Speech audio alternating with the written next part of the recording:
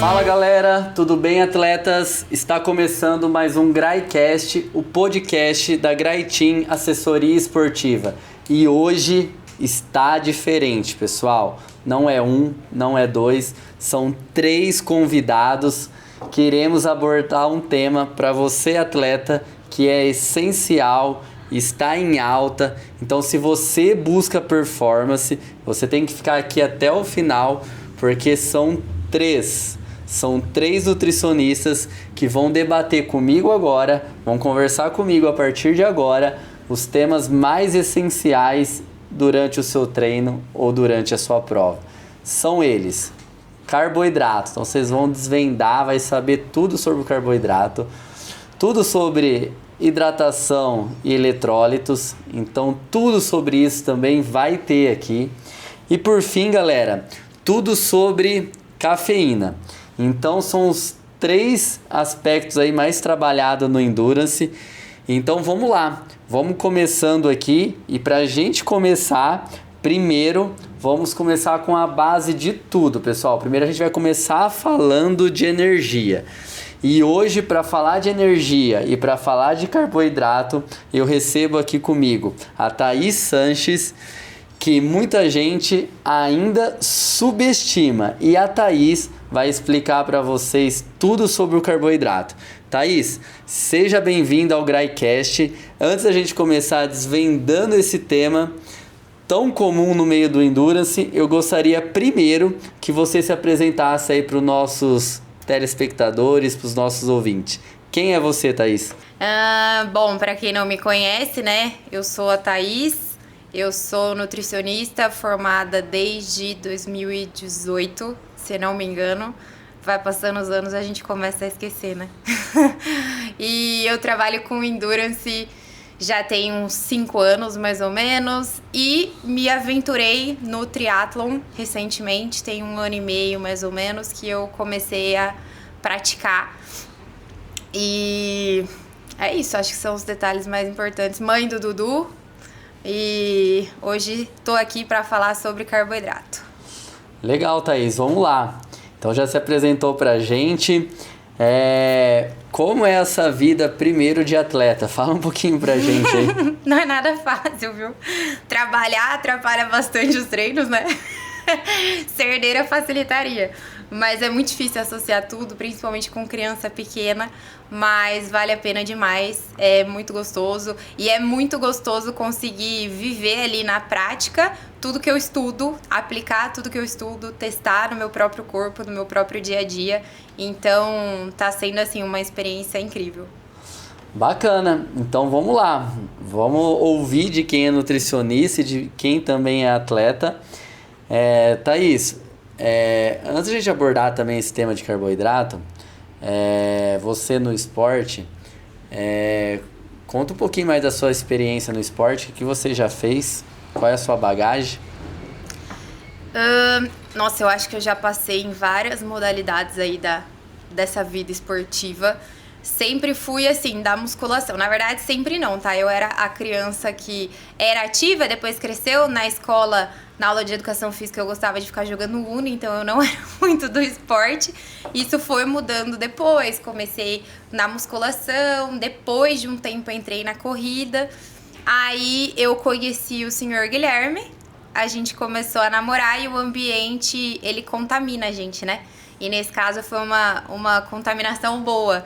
Que eu fui vendo ele vivendo o esporte, as pessoas da equipe vivendo o esporte, o triatlon, né, principalmente. E aí, depois de já ter filho, com meu filho pequenininho, eu comecei a pensar, por que não, né, me aventurar aí nesse mundo. E comecei a treinar com o que eu tinha, com o que dava, com o tempo que dava. E então eu tenho algumas provas de corrida, de meia maratona, distância mais curta, e fiz meu primeiro triatlon sprint esse ano. Show, bacana. Então vamos lá, agora vamos conhecer a Thaís nutricionista, os seus conhecimentos e tudo que você pode agregar aqui pra gente nesse GRAICast. E primeiro eu gostaria que você desbravava assim primeiro, né? Vamos lá. Que é essa história de carboidrato? Ele é vilão, ele não é? Pra que serve?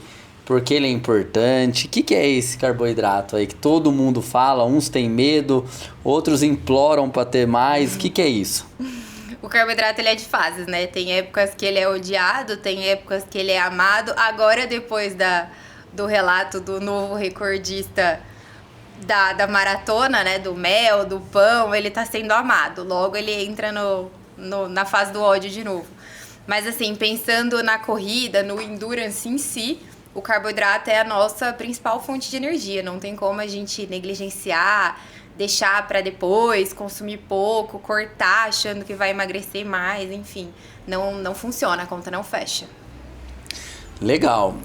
Só o pessoal saber, o carboidrato é a nossa principal fonte de energia, mas também não é a única do corpo, né? Exato. Mas quando a gente pensa em performance, a gente pensa em carboidrato.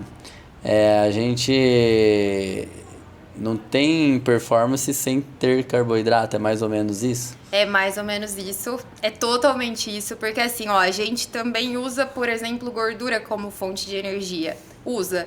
O que acontece? O carboidrato, ele é o único macronutriente que consegue sustentar um exercício de alta intensidade. Então, quando a gente pensa em performance mesmo, intensidades altas, moderadas até também, mas a gente fala de carboidrato, porque ele é o único macro também que tem um rápido acesso. Então, quando você tá lá em alta intensidade, com exercício também com pouco fornecimento de oxigênio, a gente pensa aí em carboidrato para sustentar essa força toda. Legal, Thaís. E você pode complementar um pouquinho mais aqui, também como fisiologista, posso falar um pouquinho mais disso. Como eu disse, não é só o carboidrato que é fonte de energia, mas o que a gente precisa entender é que a demanda do corpo depende da intensidade do exercício. Então não é que um momento você está gastando gordura, no outro momento você está gastando só carboidrato, no outro momento a creatina está te gerando força ali, mas é como se fosse uma balança com duas medidas, né? Dependendo da intensidade, você consome mais um e menos o outro.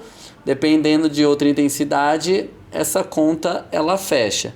Então, durante o exercício, você está consumindo várias fontes de energia, sendo que tem uma principal, que está fazendo a demanda maior. E como você já disse, né, Thaís, o carboidrato, ele está ligado diretamente com a performance, e performance está ligado com intensidade. Então, o primeiro mito não tem como performar sem carboidrato, né? Não. E aí a gente até tem que entrar num termo, em questões, né, um pouco mais técnicas, que é como esse carboidrato vai ser utilizado, né? Então, quando a gente consome as fontes de carboidrato, um pão, um macarrão, um arroz, enfim, qualquer fonte de carboidrato, esse carboidrato ele vai ser ali quebrado, né, em glicose. Você pode usar essa glicose de forma imediata ou ela vai ser armazenada de duas principais fontes.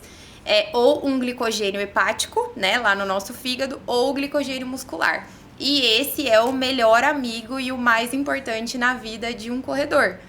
E é a nossa principal fonte, quando a gente fala de carboidrato no exercício, é o uso desse glicogênio muscular. Por isso que é importante o consumo do carboidrato. E o que a gente tem que ter em mente? Esse glicogênio muscular, ele tem um estoque limitado.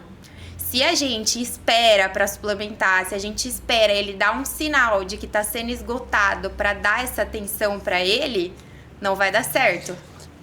Nós vamos falar depois de hidratação, mas só trazendo um parêntese, quando o corpo dá sinal, é sinal que já está em falha, já tá em déficit. Então, se você tem sede, é porque você já demorou para tomar água. Se você está sentindo falta de energia na corrida, é que você já errou na sua suplementação. E o fato do glicogênio, da glicose estar no músculo ali, o glicogênio muscular, você tem uma energia rápida, tá bom? Diferente de uma gordura, que é uma energia lenta, até o corpo entender que ele precisa lá buscar da gordura, não vai performar, galera. Então, se você é um atleta que acha que está performando sem carboidrato, você não sabe o que é performance. Você faria muito mais com carboidrato. Com carboidrato. Então, às vezes a gente vê, nossa, fiz uma maratona com gel, fiz a maratona sem comer nada.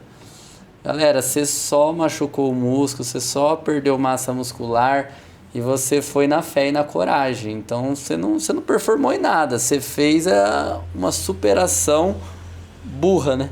E esses casos são os que a gente vê, lógico, daí é sempre uma cascata, não é só a falta de carboidrato, mas a gente vê atleta que chega rastejando, carregado por outros atletas. E assim, hoje em dia isso ainda é visto, não, né, que legal, ainda assim ele completou a prova. Ok, né, foi uma superação, mas isso é muito perigoso. Porque quando a gente pensa na glicose, ela também é energia para o nosso cérebro. Por isso que começa a falhar essas partes motoras e tudo mais, porque depletou tudo. Então é muito perigoso. E isso associado também a uma desidratação, que depois as colegas vão entrar nesse ponto, mas desidratação, questão de sódio, é o combo perfeito para dar um problemão, né?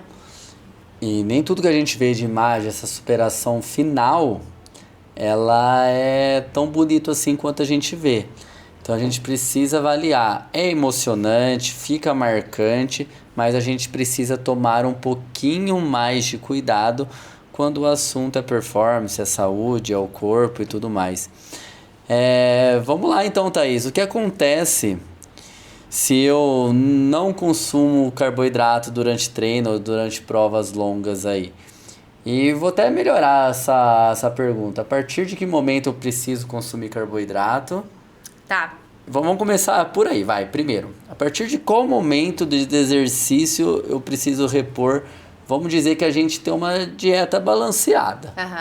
Então a gente não tem déficit de nada, a gente está fazendo exercício. Então a partir de qual momento que eu começo a pensar em reposição? A gente tem hoje em dia alguns guidelines bem descritivos nesse sentido, e eles são focados muito em tempo de exercício. Hoje a gente pensa um treino, né, uma prova até 60 minutos você pode fazer com o combustível que você tem. Pensando nessas situações que você falou, bem alimentado, uma alimentação ok, não tá depletado, né, de glicogênio, 60 minutos sem nada. Aí o que eu costumo falar para os meus pacientes? Olhou ali na planilha, 1h10, 1h15, pode ser um treino leve, pode ser um treino contínuo, já vamos pensar nessa suplementação de carboidrato. Então, a partir de 60 minutos, a gente já começa a suplementar. Legal, muito bacana. E vamos lá. E essa suplementação, ela pode ser feita através do quê? Certo. O mais comum que a gente vê hoje são os géis de carboidrato. Antes, até quando eu cursei nutrição, não se falava tanto de gel de carboidrato, eram as bebidas esportivas, né? Então usava muito carbo líquido nas provas, gominha, bananinha, era mais comum, era um endurance mais raiz, né? Agora as coisas estão se modernizando e é muito mais prático você usar um gel. Mas quando a gente pensa no carboidrato, fontes de carboidrato para o exercício, o que a gente precisa pensar? Você tem que fazer duas distinções, né? Existe o carboidrato no contexto da alimentação saudável e existe o carboidrato no contexto do endurance. No endurance, a gente quer um carboidrato de fácil digestão, de fácil absorção, que não vai te dar desconforto. Então, um carboidrato que não venha, né, acompanhado de fibra, gordura. Isso a gente já começa a eliminar algumas fontes de carboidrato que as pessoas consomem. Mas espera aí, então, vamos lá. Não necessariamente precisa ser o suplemento. Não, pode ser alimento. Mas tem vários poréns aí no caminho. Então, eu costumo até dizer, né? Se o meu aluno vai comer uma bisnaguinha com Nutella ou você vai tomar um gel, pra mim é a mesma coisa, assim, teoricamente. Pro aluno vai fornecer energia do mesmo jeito. Agora a gente precisa saber qual é a velocidade que vai fornecer energia e se a sujeirinha daquela alimentação vai provocar algo desagradável na pessoa. Uhum. Por exemplo, às vezes quando a gente, a Thaís pode falar até melhor, quando a gente opta por um suplemento mais isolado, mais limpo, a gente tem uma segurança extra que não vai ter outras substâncias juntas. Quando a gente prioriza um alimento ou vários alimentos, pode vir acompanhado de fibra, gordura, N outras coisas que pode dar ruim ali na hora da intensidade, na hora do exercício, né, Thaís? Uhum. E a gente pensa, né, os suplementos, eles têm tecnologias, e essas tecnologias são importantes.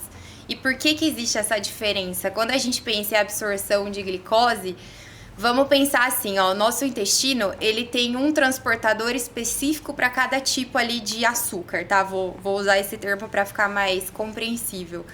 Então, se você consome uma glicose, ela é absorvida por um tipo de transportador. Se você consome frutose, é por outro tipo.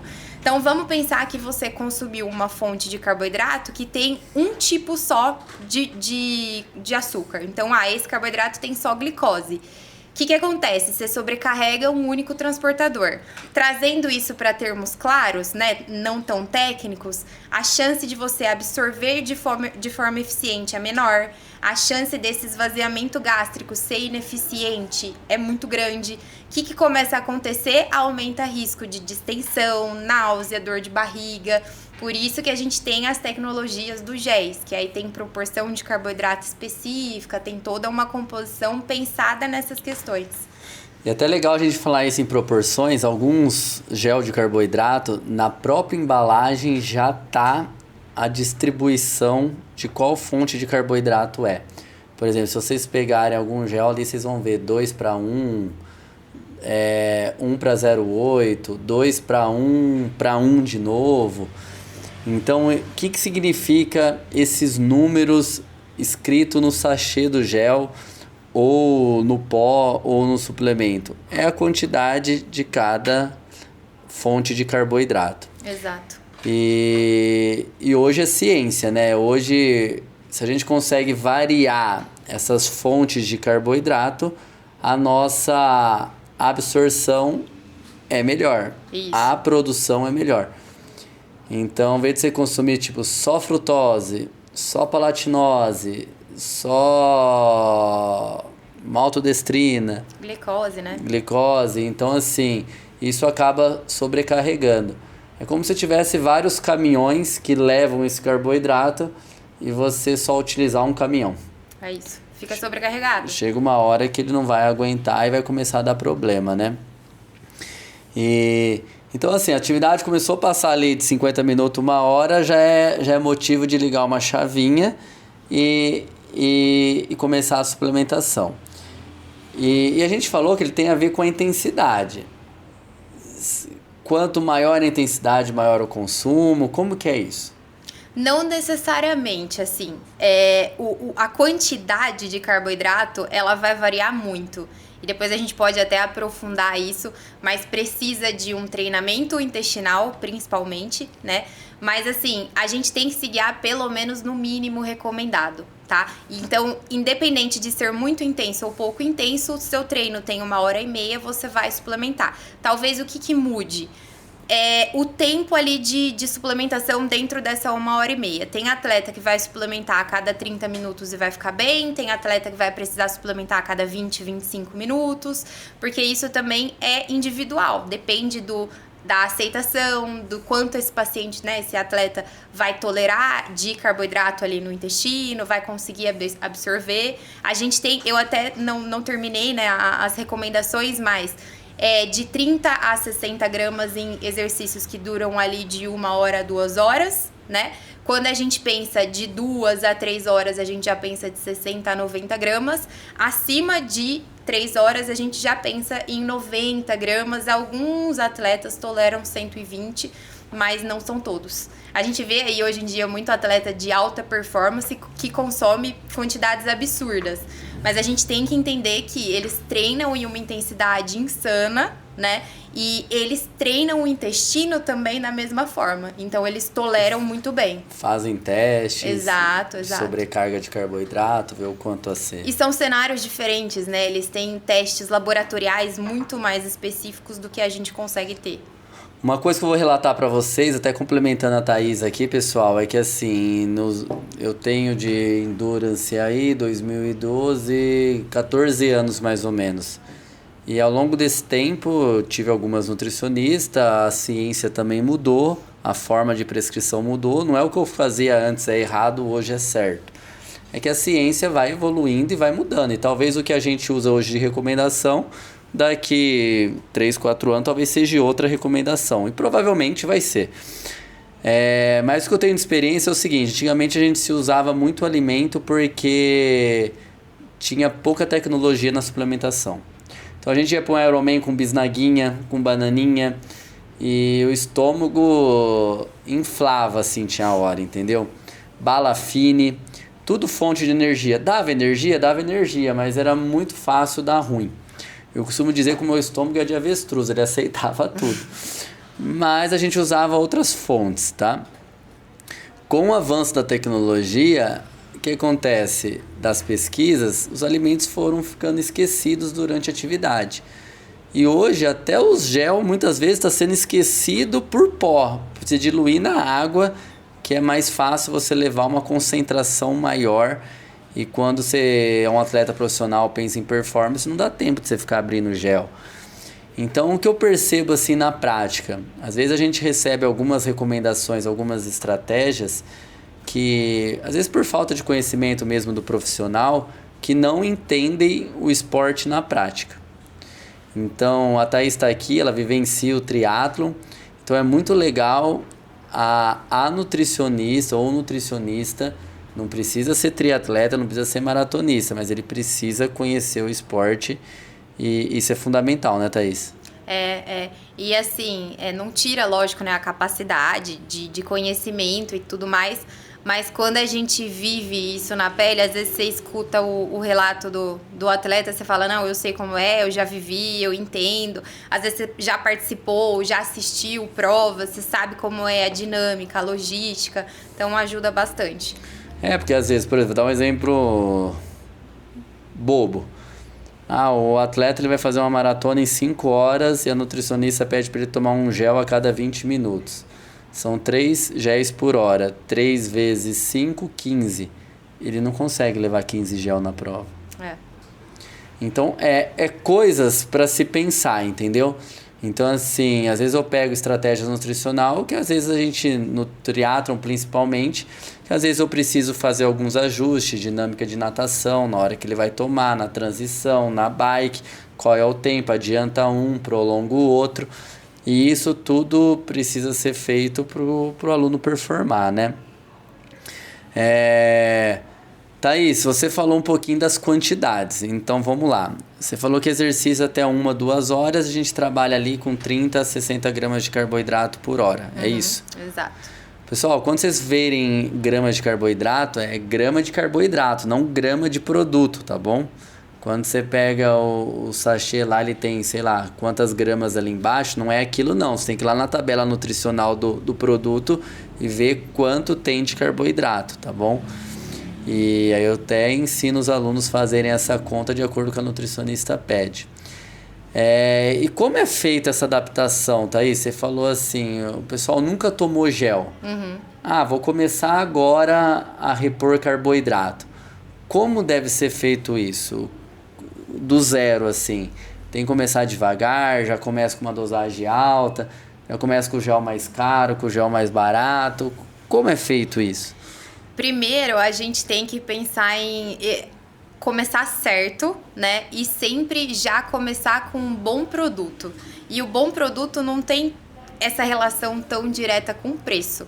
O que eu sempre oriento as pessoas a fazerem. Então, você vai olhar o seu gel, o gel que você está escolhendo, vai olhar a tabela nutricional, vai olhar a quantidade de carboidrato e vai olhar a composição. Para mim, né, com tudo que eu sei das orientações, né, dos guidelines, é que você tem que escolher um gel que seja composto por glicose e frutose, que é o que a gente estava falando das proporções. Hoje a proporção mais utilizada é a 1 para 0,8, né, que tem essa melhor oxidação, melhor absorção, melhor aproveitamento desse gel. Eu sempre ensino também a excluir géis que contenham palatinose, porque a palatinose na saúde é interessante porque não dá aquele pico de glicemia, tem uma absorção mais lenta, mais gradual, Mas na atividade física, principalmente no endurance, a gente não quer isso. A gente quer mesmo o pico, né? Não faz sentido, né? Nenhum. Você tomar um carboidrato para ele ficar diluindo lentamente se você precisa de energia rápida. E ele atrapalha totalmente nossos cálculos. E além disso, a palatinose, ela retarda o esvaziamento gástrico. Então é muito complicado, porque aquilo vai ficando ali. E é onde o atleta sente aquele desconforto, estufamento, gases, né? Então o primeiro ponto é esse, olhar a composição do gel, se tem essas duas fontes ali de glicose, de carboidrato. E outro ponto importante é a quantidade.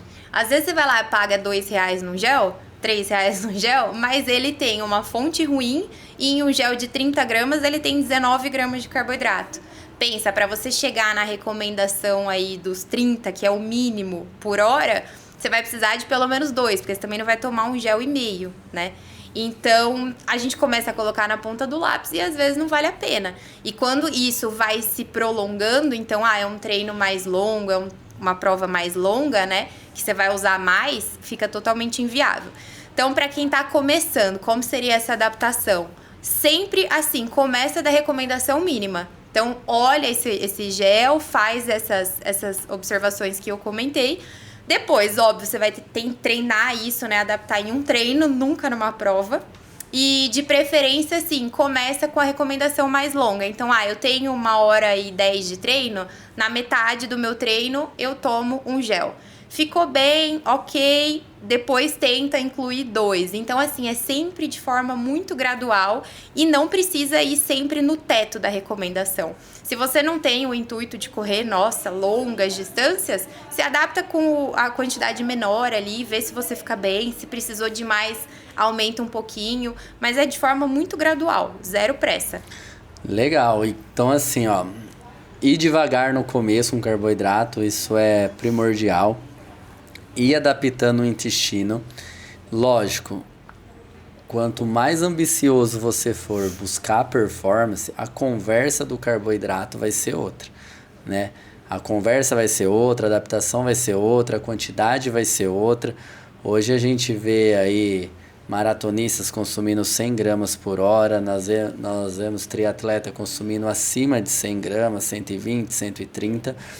Eu estou numa luta para conseguir consumir 90 gramas, que é difícil, pessoal. Não é fácil você suportar 90 gramas de carboidrato. Você acaba o treino, você não tem vontade mais de comer nada. Você só quer beber líquido. A única coisa que tem vontade é de soltar pum, porque é um monte de carboidrato que tem, né? E é normal, porque o intestino tá saturado, né? E assim, toma um pouquinho de cuidado. Thaís, tem alguma relação para quem, tipo assim, tem triglicérides altos, diabetes, alguma coisa, consumir carboidrato assim? Não, porque no contexto, diabetes a gente sempre tem que observar, né? E depende do tipo de diabetes. Hoje o que a gente mais vê no endurance, atleta, por exemplo, que tem diabetes tipo 1, né? Que faz uso de insulina, eles normalmente usam aquela bomba de insulina, né? Que aí ela mesma já faz a correção, já vai liberando ali, então é muito mais tranquilo e seguro para esse atleta. Agora, atletas com diabetes tipo 2, questão às vezes de hipoglicemia, o cenário na corrida, ele é totalmente diferente desse cenário de saúde. Então, precisa desse consumo de carboidrato da mesma forma. Óbvio que se a pessoa tiver condição de estar em um acompanhamento com um nutricionista, a forma de fazer essa suplementação fica muito mais segura. Mas não adianta pensar, não, eu sou diabético tipo 2, eu não vou consumir carboidrato durante o treino. Vai dar problema. Legal. E como é feita essa questão do carboidrato na dieta? Assim, em média, assim, uma dieta saudável, ela deve conter quanto de carboidrato, assim, em alimento? Pensando fora ou no endurance? Não, vamos pensar, assim, fora e depois no endurance. Tá. Porque, assim, quando a gente pensa fora, é muito amplo. Normalmente, vamos pensar, uma dieta normal aí para uma mulher fica na casa dos 2,5, 2 gramas de carbo por quilo de peso. Quando a gente pensa já no endurance, a recomendação mínima é de 3 a 5 gramas por quilo de peso. Então Isso você vê no que dia. já aumenta no dia a dia. Por exemplo, se eu tenho hoje 70 quilos, consumir 5 gramas, 5 vezes 7, 35, então seria 350 gramas de carboidrato diluído no meu dia. Isso, e é carboidrato, né? Não fonte de carboidrato. Quando a gente passa isso para alimento, fica uma quantidade bem altinha Fica ali. absurdo. Inclusive, eu coloquei no meu Instagram nesse último treino que eu consumi mais de 500 gramas de carboidrato em mais de 7 horas de treino. E isso revertia em mais ou menos 12 Big Macs. É. Então, já precisou comer 12 Big Macs durante um dia? Eu não como não, mas nosso filmmaker aqui, ó, ele até salivou a boca ali, ó. Mas, que é muito alimento. Por isso que tem um suplemento, né, galera? Tem uma concentração de carboidrato num volume pequeno de produto. Então, isso é para ser tomado no exercício, né? Não ser consumido no dia a dia, né? É, mas, por exemplo, uma dieta para uma pessoa que está em treinamento para um Ironman, a gente tem que pensar em, olha, no mínimo, 7 gramas de carboidrato por quilo de peso no dia a dia, tá? O gasto calórico é muito alto, a demanda energética é muito alta. E quando a gente pensa nesses 7 gramas, converte isso, né? Por peso, depois por alimento, é muita comida. Eu, às vezes, pessoal, ela vai ficar até brava comigo. Eu como besteira para comer mais carboidrato. Não dá conta de Porque comer, assim, tô emagrecendo, comendo muito. E às vezes eu falo, nossa, não tava comendo doce. Ah, mas tem um doce, vou comer. Ah, é 2 pães, tem 3, eu vou comer um pão a mais. Acabo comendo sem culpa. Eu quero ver depois, né? Eu quero ver depois como vai ficar, né? Porque a fome não passa do dia pra noite, né? Aí tem que ver o que vai ser feito depois, né? Aí volta na dieta do regime.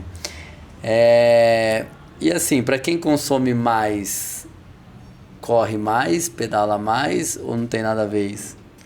O negócio é consumir certo, né? Não é quanto... Se fosse assim, quanto mais carbo, melhor, seria fácil. Mas não, assim, a gente tem aí um limite de absorção e um limite que esses nossos transportadores toleram mesmo, né? Pensando na questão mais intestinal. Que até hoje em dia tem alguns estudos que discutem se realmente 120 gramas, pensando nesse contexto mais populacional, tá? Não de atleta de elite. Se 120 realmente é tão superior do que os 90 gramas por hora, entende? Então, ainda não é nada, não, vamos consumir mais. Mas assim, o que a gente tem aí de limite é esses 120 gramas por hora, pensando no exercício. Então, não é quanto mais, melhor. Mesmo porque depende muito da adaptação. Vamos supor que eu sou uma pessoa que eu só me adapto ali com 60, 70 gramas. Se eu tentar consumir 90, eu vou ter desconforto, posso ter diarreia, náusea e perder meu treino, perder minha prova. O legal disso tudo, pessoal, é que assim, os atletas profissionais, eles são os parâmetros muito grandes pra gente. Eles são, vamos dizer assim, os cobaias das pesquisas, né? Então, assim, eles fazem muito teste, e a gente precisa entender que a gente não pode replicar tudo aquilo que a gente vê, porque a intensidade que ele treina é uma, o volume semanal que ele treina é outro. Então, assim, são fatores diferentes quando a gente traz para o público amador. O que a gente precisa entender é que o exercício começou a passar ali de 50 minutos, 1 hora, todo mundo precisa de reposição de carboidrato, se quiser segurar e manter a performance. Sim. Se você não fizer isso, você vai ter uma queda na sua performance a níveis de quanto mais você prolongar, começar a perder sinais vitais. Uhum. Então, assim, você tem que tomar um pouquinho de cuidado com isso.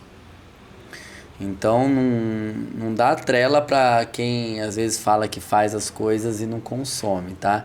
Essa pessoa, ela nunca vai performar, ela nunca vai conseguir evoluir na modalidade que ela tá. Ou ela nunca vai conhecer o que realmente ela é capaz de fazer, né? Ela tá sendo uma sobrevivente, né? Sim, tá sobrevivendo ao exercício. Né? E é o que a gente falou, a gordura, ela vai servir ali para sustentar, então ela vai chegar, ela vai conseguir concluir.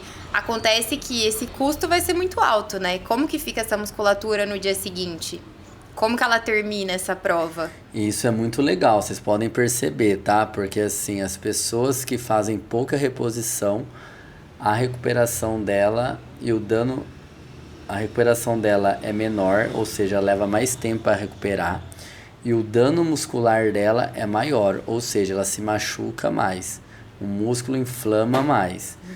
Então, por que inflama mais? Porque a conta é simples, não tem, vai tirar do músculo. Vai tirando da molécula ali, da fibra muscular, chega uma hora que também acaba. Aí você machuca a fibra de uma certa forma que pode até virar uma lesão, né? Ele é levado ao extremo, né? E não precisa. É tão simples de prevenir isso, né? Não tem necessidade, ao meu ver. Então a gente pode afirmar também que a falta de carboidrato gera lesão muscular. Gera, e assim, isso é uma coisa até que eu brigo muito com alguns pacientes meus que são triatletas, porque tem muito triatleta que usa do triatlon ainda para gerenciar peso, né? Então, assim, isso é algo que a gente vê muito, que se quer estar cada vez mais magro e o custo disso acaba sendo alto. Então, não, eu quero chegar na minha prova-alvo pesando tanto porque eu vou performar mais. Aí começa a fazer algumas cagadas no sentido de, não, meu treino é leve, tem 1h30, mas é leve, vou fazer sem carbo. Aí tem esse treino foi feito de manhã, tem um outro treino à noite, no dia seguinte, logo pela manhã, tem outro treino. Então, assim, você tá levando essa musculatura para um estresse e uma não recuperação que não é interessante. Tudo bem, você vai estar leve na prova? Vai, mas a que custo, né? É isso que a gente tem que pensar. Legal, e a gente precisa pensar nisso porque assim, a gente precisa estar leve, precisa estar forte, precisa estar nutrido. Então precisa de um equilíbrio nisso tudo, tá bom? Lógico, o peso ele interfere diretamente. A nutrição do esporte, da performance é diferente da nutrição para ganho de massa muscular, para a rotina diária. Mas em todas as nutrição, o carboidrato de qualidade ele está presente, né? Que às vezes a gente consome carboidratos que vem com índice de calorias muito alto, né? E isso, em vez de ajudar, acaba trabalhando, né? E às vezes esse carboidrato não vem sozinho, né? Eu lembro até hoje de uma paciente minha que ela me marcou em um story, era pré-longo, assim, né? Carbando pra amanhã. Só que, se não me engano, eu não lembro exatamente se era um lanche ou se era um rodízio de japonês. Ok, tem carboidrato ali, mas é inundado de gordura, de proteína. O quanto esse carboidrato vai ser aproveitado o meu primeiro questionamento. E o segundo, imagina isso lá no longo, do dia seguinte. Então, assim, a gente tem que pensar em tudo isso, né? Do que vem acompanhado esse carboidrato. Qual que é o contexto ali da refeição que ele tá sendo incluído. Então, não é só sair comendo como se não houvesse amanhã, né? Legal, galera. Então, se você quer ter saúde, quer ter energia no esporte, você precisa consumir o carboidrato de uma maneira orientada. E nada melhor do que isso, do que você procurar uma ajuda nutricional também. O básico a gente orienta, que vocês já sabem aí, como começar a consumir, igual a Thaís falou. Mas quanto mais ambicioso você ficar, maior for seu desafio, mais estratégico tem que ser a sua nutrição durante a sua preparação, durante seus treinos e também durante a sua prova. Thaís, fechando aqui o nosso bloco, você gostaria de deixar aí alguma mensagem aí para essa galera do Endurance aí, para essa galera que está começando a correr, baseado aí na sua experiência e na sua nutrição? Nossa, eu teria várias coisas para falar, mas vamos tentar até focar só nesse contexto de carboidrato. O que a gente precisa pensar? Se você tá começando, ou enfim, não tá começando, mas sente que, né, fez bastante coisa errada até agora, primeiro a gente tem que sempre pensar numa base bem feita. Então, como que tá a sua alimentação no dia a dia? Como que tá esse consumo de carboidrato no dia a dia? Você tá chegando para esse exercício com energia, sem energia? Porque também não adianta a sua base não ser bem feita e você só ter essa consciência, esse CDF ali na hora do treino. Então a gente tem que pensar no contexto todo, na alimentação de forma geral, no descanso. Então não só em suplementar. O carboidrato é e sempre vai ser seu melhor amigo se você pensa em performance, se você pensa em alta intensidade. Mas a gente não pode esquecer de todo o resto, que é tão importante quanto. Legal. Fazendo um fechamento disso que a Thaís acabou de falar, a gente tem aqui o atleta, né? Então, para performar, tem várias coisas em volta desse atleta. Ah, beleza, o carboidrato ele tá ok, a nutrição tá ok, mas ele não treina? Não vai performar. Ah, o carboidrato tá ok, a nutrição tá ok, o treino tá ok, mas ele não dorme? Não vai performar. Então, assim, quando a gente pensa em performance, a gente precisa estar com esse cenário equilibrado. Então, você precisa descansar, você precisa se alimentar, você precisa suplementar e você precisa dar o estímulo, você precisa fazer o seu treino, porque só assim você vai colher resultado. Não é bem assim, Thaís? É desse jeito. E o mais difícil é equilibrar todos esses pratinhos, né? Porque às vezes a gente fica preocupado com o suplemento que o amigo tá usando, o gel a marca do outro tá usando. O gel mais caro do mercado. Que um é bom, o outro é ruim, porque o fulano tá usando. Galera, eu já usei quase todos os tipos de géis existentes no mercado. Gel importado. E nem sempre o mais caro é o melhor. Inclusive, se você... A Thaís pode falar até mais. Se você comprar um pacote de frutose na internet aí, um pacote de maltodestrina, de glicose, e fazer a proporção diluir na água, vai ficar muito mais barato que o gel e vai fazer o mesmo efeito, né? Inclusive, eu passo isso bastante e tem alguns atletas que fazem, a gente substitui isso muito no ciclismo. Sai bem mais barato do que esses suplementos em pó que a gente já conhece, né? E não tem ingredientes assim que você não precisa, é o básico. Coloca na proporção de 1 para 0,8 e pronto, acabou. Você compra a matéria-prima, mistura um pó com o outro, depois mistura na água, tá o gel baratinho para você aí, tá bom?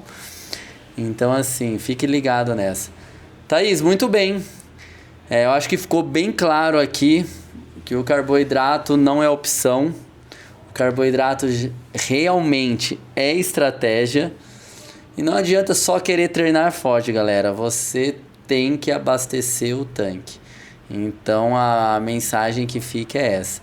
Thaís, agora deixa uma mensagem aí para quem está assistindo ou quem está ouvindo aí. Vamos lá, não é nem uma mensagem, mas acho que é mais um conselho mesmo, né?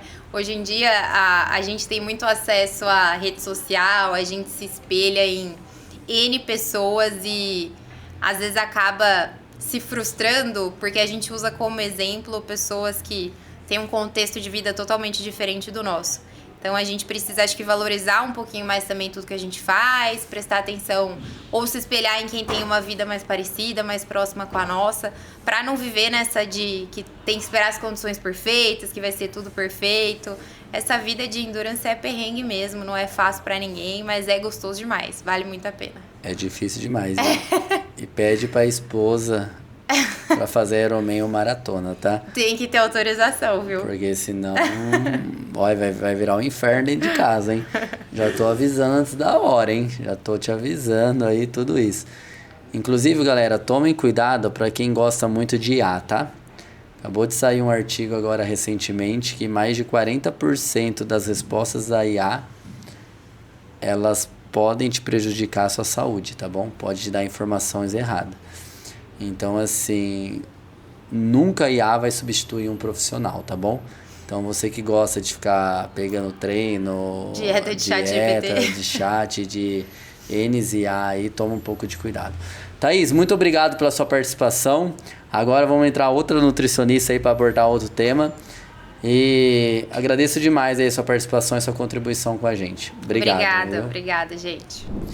Muito bem, galera. Continuando aqui com o Endurance, agora um tema que muita gente, pessoal, só lembra quando dá ruim, viu?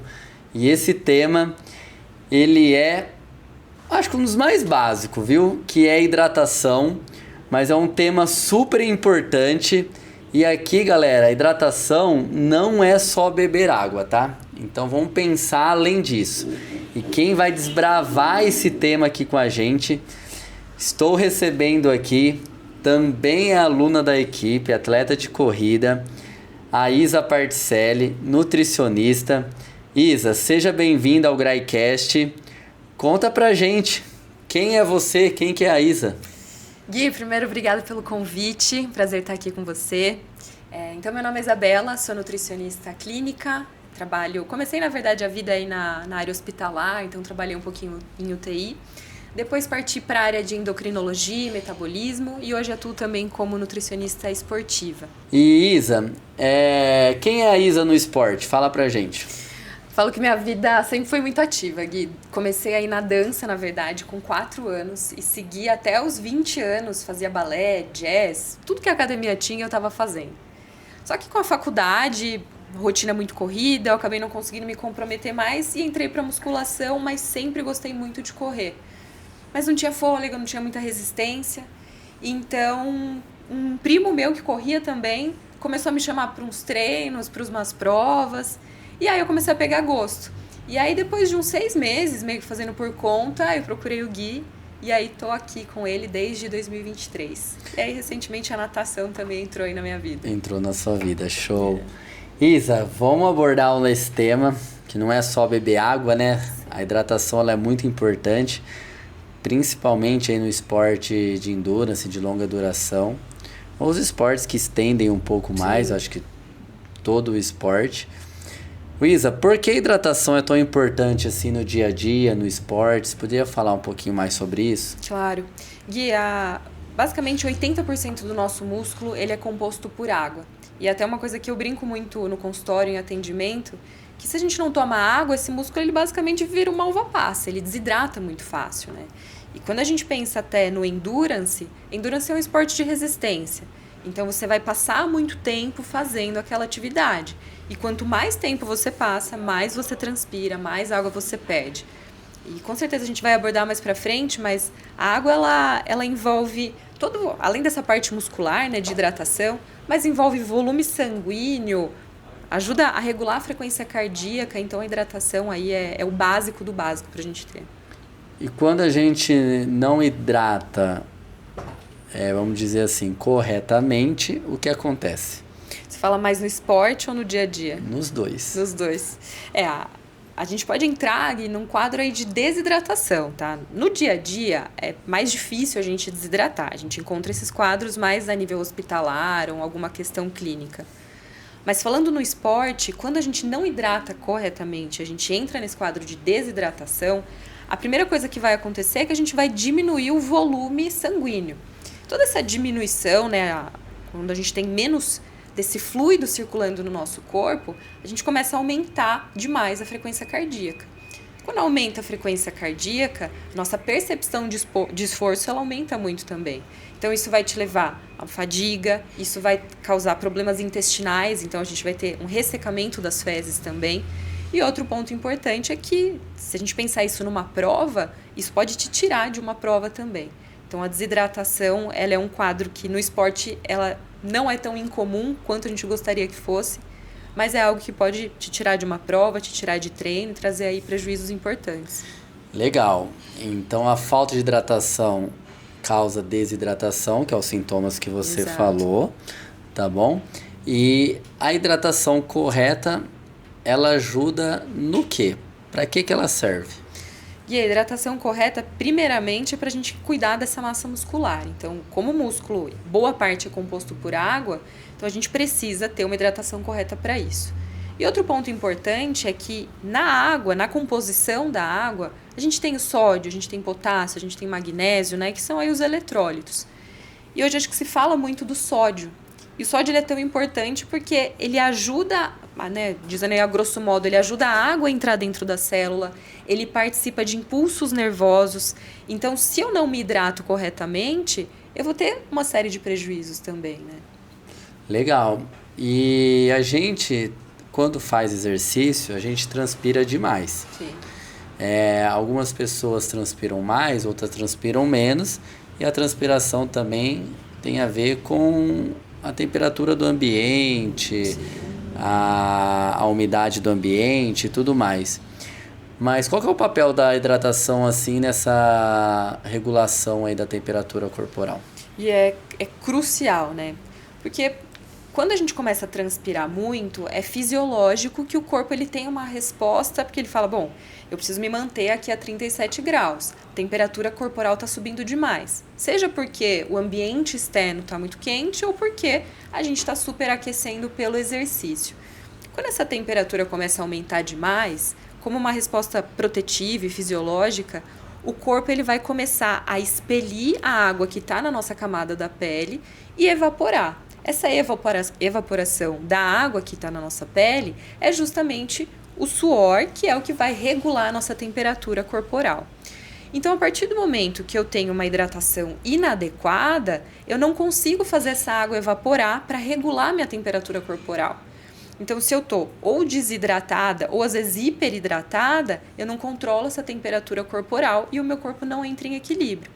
E se esse corpo está com uma temperatura muito elevada, que é o que pode acontecer mais facilmente aqui no nosso país, a gente entra mais uma vez nesse quadro de desidratação. Então, diminui o fluxo sanguíneo, aumenta a frequência cardíaca e a gente pode fadigar mais fácil. Então...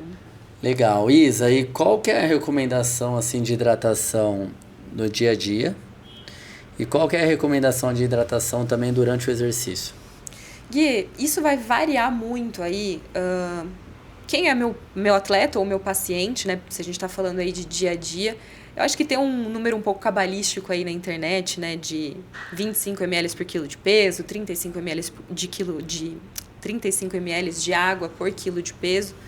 Mas isso vai variar muito com relação ao nível de atividade física, o quanto de massa muscular esse meu paciente tem e qual a intensidade desse treino. E ainda vou um pouco mais longe, como está o clima nesse local que eu estou prescrevendo essa hidratação.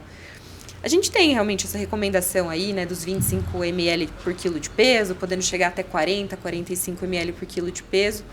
Mas a gente precisa levar muito em consideração quem é meu paciente, a rotina desse paciente, para a gente poder individualizar um pouco mais. Em média, assim, falando de grosso modo, a ideia de 2 a 3 litros de água por dia é uma ideia justa. É justa, porque no final das contas, quando a gente começa a fazer, seja 30 ml por quilo de peso ou um pouco mais, vai girar em torno de 2 a 3 litros de água por dia. Legal, Isa, legal. E durante o exercício, como que é essa recomendação? Gui, primeiro de tudo, a gente tem que mais uma vez avaliar de uma forma um pouco mais individualizada, tá? Falando assim, muito a grosso modo, em torno de 400 ml por hora de exercício supre bem as necessidades. Mas o básico, né, Gui? Mas, mais uma vez, eu preciso levar em consideração, principalmente, uma avaliação muito simples que a gente faz em consultório, que é avaliar quanto que esse paciente está perdendo de líquido durante o treino. Então, a gente pesa esse atleta antes e após o exercício e a gente mede quanto ele perdeu ali e a gente vai fazer um cálculo. Se esse paciente está perdendo mais do que 2% do peso corporal dele, a gente precisa mexer nessa hidratação e talvez não colocar 400, mas de repente 450 ml, que talvez seja mais eficaz para ele. De modo geral, a gente sempre orienta, toma uma garrafinha por hora. Exato, Gui, uma garrafinha por hora. Que é bem prático ali, né? Eu acho que é uma média boa, um número bom. E para quem usa suplementação assim, diluída em água, essa quantidade de água, de hidratação para diluição também, ela é super importante, né, Isa? Sim, demais, Gui. E a gente pode contabilizar também essa água que a gente vai usar para diluir. Legal, galera. E vamos lá. Quando a gente sua assim, você falou que a gente... O que a gente libera nesse suor? Explica pra gente. Bom, em primeiro lugar, água, né? Então, líquido é a primeira coisa que a gente vai perder. Mas a gente também tem os minerais que a gente perde na transpiração. Então, a gente perde os minerais essenciais, que são sódio, potássio e magnésio. E como eu até comentei antes, o sódio tem um papel muito importante na regulação de frequência cardíaca, na regulação de impulsos nervosos da parte muscular, inclusive do músculo cardíaco.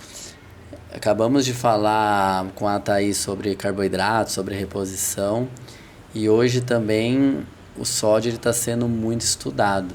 Mas... E hoje a gente vê diferente. Antigamente só tinha.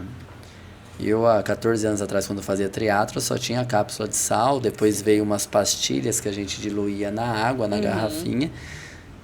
Aí, quando veio as pastilhas, eu abandonei a cápsula, porque, uma vez estourou uma cápsula na minha boca, é horrível. Perde, não. E outros pode derrubar essa cápsula no meio da corrida. Eu também acho ela meio... Já vi muitas pessoas, atletas, reclamando que perdeu a cápsula porque ela molhou, ela se desfez. Exato. E isso também eu falei com a Thaís, às vezes a gente... nem tudo que está no papel é prático, né? Então a gente precisa sempre entender essa questão. E hoje os suplementos vêm aí com diferentes fontes aí, né? Sim. Diferentes matérias-primas, que no final é quase a mesma coisa, e diferentes quantidades também dentro de um saquinho ali, né? Tem suplementos aí que vai desde 300 gramas de sódio até 300 miligramas de sódio até 1000 miligramas de sódio ou até mais. A gente vê atletas profissionais aí usando quase 1 grama de sódio por hora. E de modo geral, assim, de um atleta amador, assim, qual que é a orientação básica aí que acaba colocando aí? Lógico, depende de vários fatores, igual você já falou. Mas o que se vê num consenso de modo geral? E, inclusive, se a gente pegar uma média aí vamos colocar aí 80% desses eletrólitos, né, que seria esse suplemento para fazer reposição de sódio, potássio, magnésio, enfim. A maioria, você vai ver que gira em torno de 360 miligramas, 400 miligramas de sódio por dose ou por sachê. Claro que, como o Gui comentou, tem esses suplementos que chegam a 500 miligramas, 1000 miligramas. Então, a gente tem uma variedade, mas a grande maioria gira em torno disso. Então, se a gente pegar uma dose desse suplemento e ainda somar com alguns géis de carboidrato que também já vem com adição de sódio, vai girar em torno aí de 400, 450 miligramas de sódio por hora. Então, essa, eu diria que é uma recomendação geral para a gente fazer essa suplementação. Mas hoje, tem até alguns estudos que mostram qual é a média de perda de sódio, né, da população de uma forma geral. E a gente sabe que varia de 460 miligramas até 1.800 miligramas de sódio por hora. Mas, mais uma vez, se eu estou falando aqui de uma pessoa que tem um exercício leve, ela vai ficar em torno disso mesmo. Mas se eu estou falando de exercício de alta intensidade, essa média ela pode dobrar, triplicar. Então, de uma forma geral, sim, em torno de 400 miligramas por hora funciona bem, mas a gente precisa considerar principalmente peso, sexo, idade, massa muscular e até as condições climáticas, porque isso vai impactar em uma maior transpiração e, consequentemente, uma maior perda de sódio. Tem até algumas fórmulas, né, que a gente vê em alguns congressos, que você coloca muitos detalhes e aí, de fato, você chega no número ideal aí para cada atleta. Legal que a nutrição, pessoal, é estratégia. Então, a estratégia ela precisa ser personalizada. Então, existe algumas recomendações básicas. O que é recomendação básica? Para aquele leigo que está começando, né, de forma geral. Vamos dizer assim que é para você manter vivo, tá? Que é para sobreviver ali, tá? Mas conforme eu sempre brinco, né? O aluno ele começa a ficar mais ambicioso, mais fortinho. Fortinho no sentido assim, querer melhorar sua performance ou aumentar o seu tempo de duração de exercício. E cada vez mais querendo se provar desempenho sem pensar nessas importâncias que leva você a performar, né? Então, Isa, durante um exercício, beber água não é só suficiente. Gui, dependeu o tempo de exposição a esse exercício, né? Se a gente considerar aí, um treino de 30, 40 minutos, muito provavelmente só a água vai suprir o que a gente precisa para esse paciente não desidratar. Agora, se eu estou falando de um treino aí para mais de 1 hora, em zonas mais intensas, uma carga mais pesada, principalmente no nosso clima tropical, né, um clima muito úmido, aí a gente precisa começar a ter mais cuidado e pensar nessa reposição.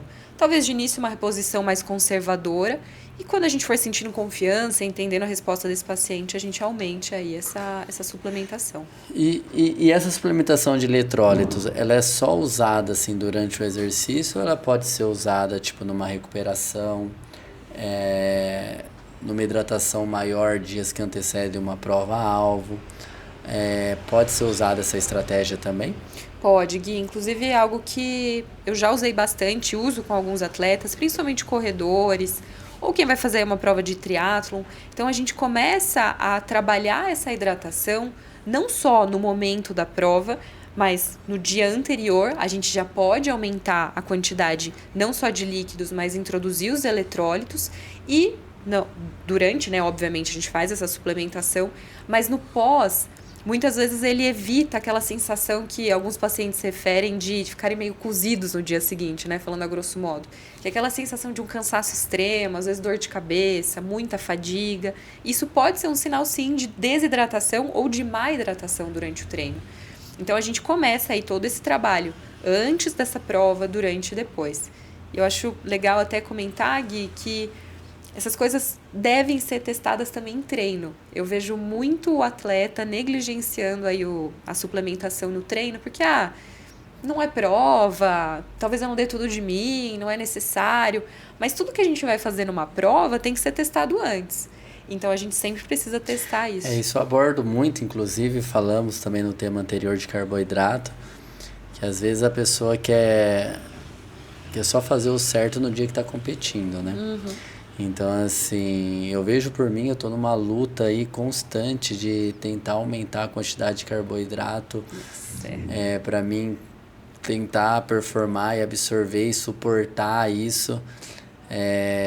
Tô conseguindo, mas às vezes chega no final do treino, já não tô mais suportando. Começa a empapuçar. Ingerir, aí eu tô buscando fontes diferentes, formas diferentes. Sim. E é muito difícil, E aí você vê que a performance ela tá totalmente ligada à nutrição. Acho que um não anda com o outro, né? E um pode atrapalhar o outro se for mal feito. Você disse que sem sódio a água não chega no músculo, é isso? Exato, Gui. Eu diria, na verdade, que o sódio ele é um facilitador, né? Então, vamos imaginar aí o sódio como uma chave que abre a célula para que a água entre de uma forma mais fácil. Então, sem o sódio, a gente não consegue hidratar esse músculo corretamente e indo até um pouco mais longe, a gente não consegue promover o impulso elétrico correto para o músculo contrair e relaxar. Ô Isa, e eu não sei dessa resposta. Tem alguma relação, se caso, para quem, por exemplo, tem níveis de hipertensão, algo do tipo, tem que tomar um pouco mais de cuidado com o sódio? Como funciona essa questão? Gui, sim, a gente precisa tomar um pouco mais de cuidado com esse paciente, mas a suplementação dos eletrólitos, mesmo para um paciente hipertensivo, não é contraindicada. Principalmente porque a gente não está fazendo essa reposição de sódio para esse paciente ficar deitado. A gente está fazendo essa reposição porque ele vai gastar. Então, é de verdade uma suplementação. A gente não está colocando a mais para ele não utilizar. Então, sabendo que ele vai perder, sabendo que ele vai gastar esse sódio durante o exercício, a gente não tem uma contraindicação para suplementar um paciente hipertensivo. Isa, um outro desafio aí para quem faz endurance é como suplementar tudo que precisa durante a atividade, como carregar, como levar, como fazer. Quais são as dicas aí? O que você orienta em relação a isso? Porque às vezes eu pego orientações assim, não desmerecendo o potencial da nutricionista ou elogiando o potencial da nutricionista, porque o cálculo tá certo, no papel tá certo, mas na prática não funciona. Sim. Então, assim, principalmente provas que tem transições, tem tudo isso. Às vezes, por exemplo, você vai estar lá, você vai pedalar 6 horas em cima de uma bike e não dá pra você ficar abrindo sachê, montando garrafinha em cima da bike. Sim. E eu vejo que no Ironman, antigamente, os atletas largavam com 2 garrafinhas. Hoje eles largam com 5, com 4, já tenta levar tudo pronto. E assim, qual a orientação, qual o comentário que você pode fazer sobre isso? E primeiro de tudo, eu acho que o profissional que está prescrevendo isso tem que conhecer a prova. Então, entender sobre as transições, entender sobre os pontos de hidratação, inclusive em maratonas ou meia maratonas, eu sempre sento com o meu paciente, a gente abre o mapa da prova e entende quais são os pontos de hidratação para esse paciente, para esse atleta, né, poder se programar.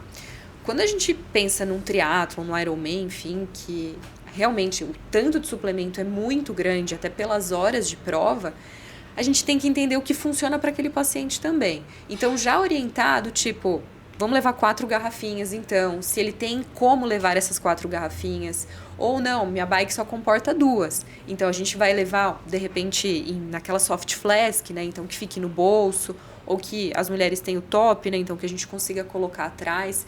Isso precisa ser muito bem discutido, alinhado e, principalmente, treinado antes da gente chegar nessa prova. Então, conhecer a prova, conhecer as possibilidades do atleta é fundamental antes da gente fazer essa prescrição. A prescrição tem que ser sempre em cima do que o atleta consegue fazer. Então, a gente precisa conhecer tudo isso antes. Isso é muito legal porque no Brasil hoje se tem um consenso muito bom, né? Hoje... Primeiro, deixa eu fazer uma pergunta para depois fazer esse comentário. Durante o exercício, a cada quanto tempo eu devo beber água? E essa aí é difícil, né? Porque não tem esse número exato, a cada 5 minutos, a cada 10 minutos.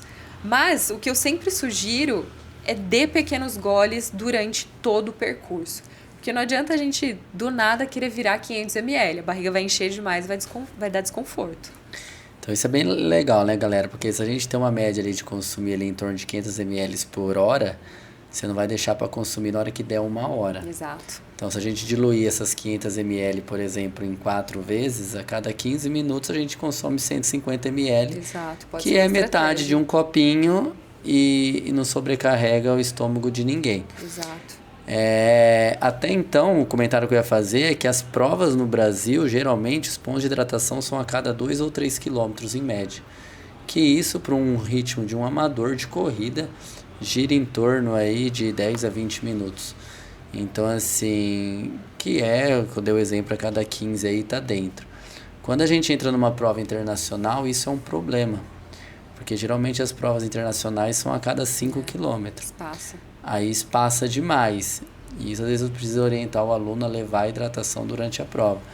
E agora é realidade, as provas internacionais estão estudando a possibilidade de não ter mais hidratação. Verdade. Ou dar só os copinhos, né? Eles vão te dar um copinho flexível e no ponto de hidratação você vai ter que parar para encher sua água na mangueira. Então isso já é realidade em Paris e vai ser realidade em outras provas no mundo. Espero que não chegue no Brasil. Ainda mais com o nosso clima aqui, né? Transpiração lá em cima. O que eu tenho de experiência é que a gente reclama muito do Brasil, tá, gente? Mas as organizações aqui no Brasil dão de 10 a 0 de provas muito grandes lá fora. Então a gente precisa entender um pouquinho esse cenário aí também. Ô Isa, e quando a pessoa tá com sede? Esse é o primeiro sinal já de desidratação? Sim, Gui. Tanto que, nossa, é o que eu mais bato na tecla. Eu falo, não precisa esperar ficar com sede para beber água. E isso não só falando de esporte, de uma maneira geral. Durante o dia, não precisa esperar, tá com a boca seca ou com a boca já com aquela sensação de que ela tá colando para ir lá e tomar um copo de água. A água a gente tem que beber menos, mesmo sem ter sede, né? A sede já é o primeiro sinal de alerta. E fazendo um adendo à prova também, pessoal, a gente precisa entender também, hoje eu vejo como um erro gravíssimo a gente prescrever tanto hidratação como suplementação de carboidrato por distância, tá? Hoje é um consenso meio que geral na forma acadêmica da gente trabalhar por tempo.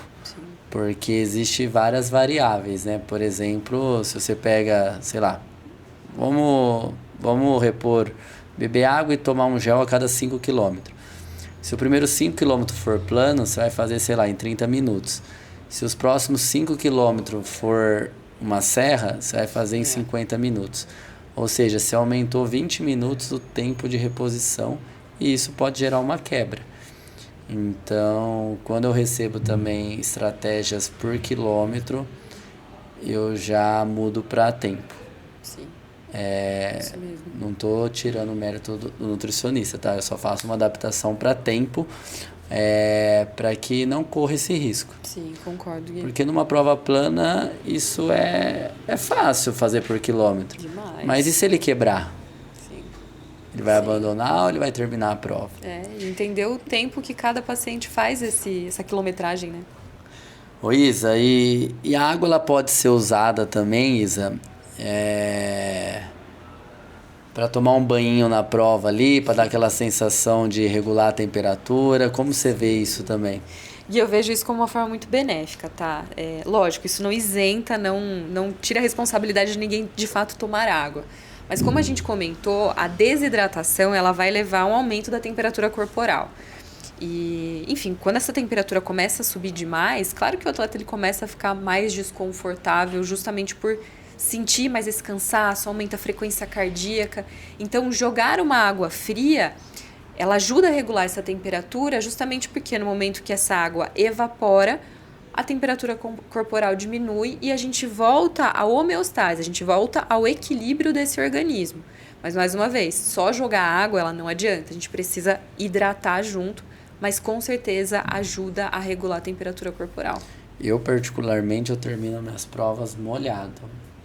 Provas de corrida nem tanto, eu jogo mais no punho e às vezes na nuca. Sim, são pontos estratégicos, né? Mas provas de triatlo eu jogo no corpo como um todo. E isso para mim é muito bom. E tem até as provas que dão esponjinhas, né? Isso, dão esponjinhas bem úmidas. Inclusive até na última prova agora esse final de semana, para quem fez os 28 km, para quem estava nos 28 tinha esponjinha. Ô Isa, e pra gente finalizar a pergunta aqui, Isa, existe algum risco em beber água demais, em tomar muito eletrólitos, em fazer muita reposição, exagerar? Sim, Gui, eu acho que todos os extremos não são benéficos para o corpo, né? Tanto a negligenciar a hidratação, né? Então beber pouca água, que a gente entra em desidratação, quanto exagerar. Até hoje eu confesso que exagerar em água em específico, eu ainda não peguei nenhum caso, mas se a gente coloca muito fluido para dentro, eu entro no quadro que a gente chama de hiponatremia, que é quando a gente dilui demais esse sódio e falta sódio por excesso de água. É até um pouco contraditório, mas fluido demais atrapalha. E claro, reposição demais de eletrólitos, se a gente excede aí, coloca de repente um paciente que precisa de 500 miligramas de sódio, a gente coloca 2.000 miligramas, isso vai trazer prejuízos até mesmo em termos de batimento cardíaco, né? Como o sódio ele regula a pressão osmótica, a gente pode começar a ter arritmia por conta aí de um excesso de eletrólito. Isa, e qual o erro mais comum que você vê nos atletas aí cometendo aí em relação à hidratação? Gui, eu acho que até uma coisa que eu já comentei no começo é não hidratar durante o treino. Então, tem muito atleta que fica com essa coisa na cabeça, é uma horinha, hoje principalmente é mais quando o treino é leve, né? Exato, hoje é leve, eu não preciso beber água. Inclusive, essa semana que a planilha é leve, eu tenho que falar, pessoal, para tomar água. Exatamente.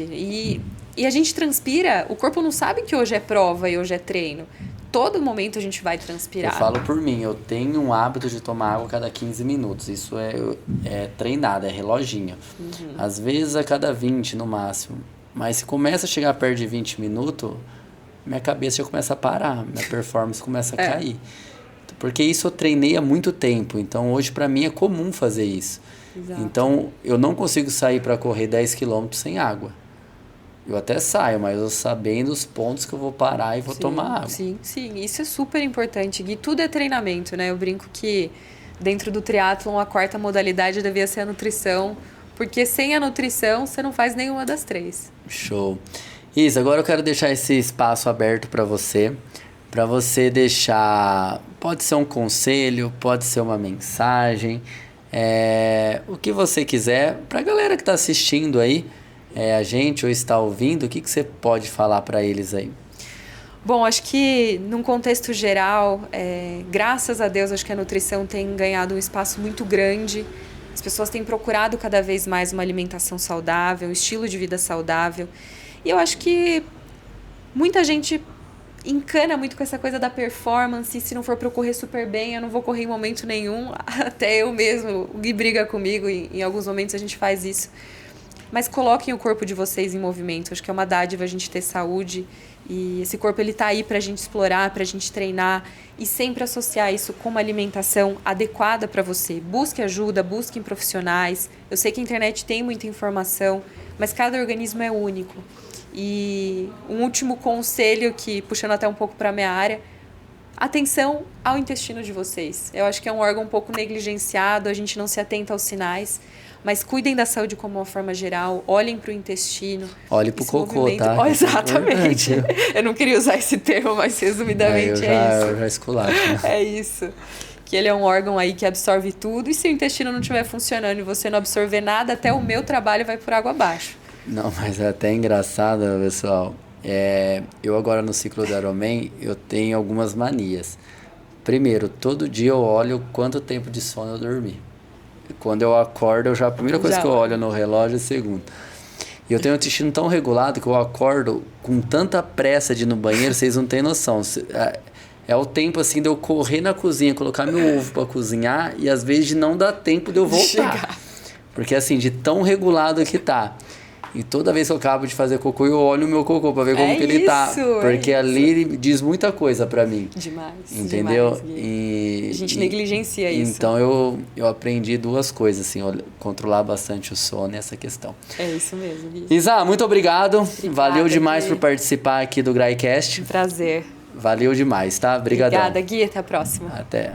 Para fechar esse episódio do GraiCast sobre nutrição no Endurance, agora eu recebo aqui a Isabelle, também nutricionista, e ela vai falar um pouquinho de um tema que até 2023, pessoal, era proibido no esporte. A tal da cafeína era considerado doping, mas de 2023 para cá não é uma substância mais considerada como uso proibido. Porém, muitas vezes muito mal utilizada pelos atletas de endurance. E será que realmente essa tal da cafeína, ela ajuda, é exagero, não ajuda, para que serve? Então aqui hoje a gente recebe também nutricionista, também aluna da Grai, a Isabelle. Isabelle, fala um pouquinho primeiro quem é você, a gente quer te conhecer, vamos lá. Oi, Gui. Primeiramente, agradecer pelo convite. Dividir o episódio com essas mulheres e atletas amadoras é muito especial. Então, obrigada pelo convite. Mas eu sou Isabelle, sou nutricionista esportiva, pós-graduada em nutrição esportiva e trabalho muito na parte prática com o esporte. Futebol, já trabalhei também com esporte adaptado, né? Então, com deficiência, principalmente deficiência visual. Eu já trabalhei na Seleção Brasileira de Deficientes Visuais. Então, é uma área que sempre esteve muito presente na minha vida. Show, Isa. E quem que é a Isa no esporte? Fala um pouquinho pra gente disso também. Eu não lembro da minha vida, na verdade, sem o esporte. Eu sou ex-atleta de ginástica rítmica, então meus pais me colocaram na ginástica quando eu tinha 4 anos. Então, desde que eu me conheço por gente, eu me lembro dentro de um ginásio, numa rotina de treino, numa rotina de alimentação. Então, a minha vida, a maior parte dela, sempre foi dentro do esporte. Então, eu sempre tive uma certeza de que o que eu queria trabalhar seria com o esporte. Legal, aí entrou a nutrição, entrou a corrida na vida. Entrou a nutrição justamente por conta da ginástica, né? É uma modalidade onde exige muito do controle de peso, da estética, e embora magra, eu tinha essa exigência de sempre estar no menor peso, performando muito bem, muito leve, e foi onde eu conheci a nutrição, e na primeira consulta com a nutricionista me apaixonei e falei, é isso que eu quero. E depois eu segui a carreira até os 16 anos. Quando eu parei, eu falei, o que eu vou fazer da minha vida agora? Então, fui para academia, mas a corrida ela surgiu na minha vida em 2023, quando minha sogra me convidou para fazer uma corrida. E, na verdade, a corrida, para mim, era muito associado com punição, por conta desse histórico da ginástica. Porque tinha que correr para baixar peso, para manter o peso. Então, sempre, para mim, vinha com esse vínculo de punição. Não gostava muito. Só que aí ela me fez esse convite e eu falei, não, vamos... Não quis decepcionar a Não sogra. quis decepcionar a sogra. Falei, vamos. Era uma corrida em Minas Gerais, então você já imagina o percurso, né? Sobe e desce ladeira. E falei, eu vou precisar treinar, porque era uma corrida de 6 quilômetros, eu não corria 1. Então, eu tinha 2 meses para treinar, foi onde eu comecei a treinar, inicialmente sozinha, mas depois eu procurei uma assessoria, ainda não era GRAI, e aí, isso foi em junho de 2023, e entrei na GRAI em 2024, onde os treinos, né, evoluíram muito por conta da assessoria esportiva. Show, que legal isso. Agora vamos abordar esse tema aí, que é um pouquinho polêmico. E vamos falar um pouquinho dele. Explica pra gente primeiro, a gente precisa... Quem tá assistindo, quem tá ouvindo, precisa saber o que é a tal da cafeína. Então, o que é a cafeína? Legal. Bom, a cafeína é uma substância que a gente consegue encontrar tanto de forma natural, que ela está presente em alguns alimentos, como o café, o mais popular, né? Mas também está presente em alimentos como chá verde, chá preto, chá mate, cacau. E também existente aí em forma sintética, né? Nas bebidas, nos suplementos, nos géis, nas gomas. E essa é uma substância que ela tem um potencial estimulante muito grande, principalmente do sistema nervoso central. Então, é uma substância que a gente consegue encontrar via natural ou sintética e elas são idênticas. Tanto a via natural quanto a sintética, elas têm o mesmo efeito. Claro que em dosagens diferentes, né? Então, a gente, quando faz esse consumo da cafeína, eu acho legal a gente entender também a forma como ela atua no nosso organismo. Então, a cafeína, ela é uma substância antagonista, ou seja, ela é uma competidora do mesmo receptor que uma substância chamada adenosina. Então, de uma forma mais... prática. É como se numa pecinha de quebra-cabeça, a cafeína e a adenosina, elas se encaixassem no mesmo buraquinho. A adenosina, ela é muito responsável por alguns efeitos como sensação de relaxamento, de sedação. Então, a cafeína, ela entra no lugar da adenosina, então a gente não tem esses efeitos que a adenosina traria. A gente tem os efeitos estimulantes da cafeína. Então, esse é um dos principais efeitos. E por que ela é usada, então, no esporte? Pra quê? Essa é uma pergunta muito boa, que eu gosto de trazer um pouco do lado científico do porquê se começou a usar a cafeína no esporte. Mas muito se veio lá de 1900, quando 2 pesquisadores de psicologia decidiram entender qual que seria o efeito da cafeína nos efeitos dele na fadiga cerebral, né? E aí começaram a entender que a cafeína, ela diminuía um pouco, ela estimulava esse sistema nervoso central e ajudava a reduzir fadiga muscular. Aí, a partir dessas pesquisas, foi se criando novas pesquisas e entendendo, será que para todo tipo de modalidade? Será que para algumas um pouco mais?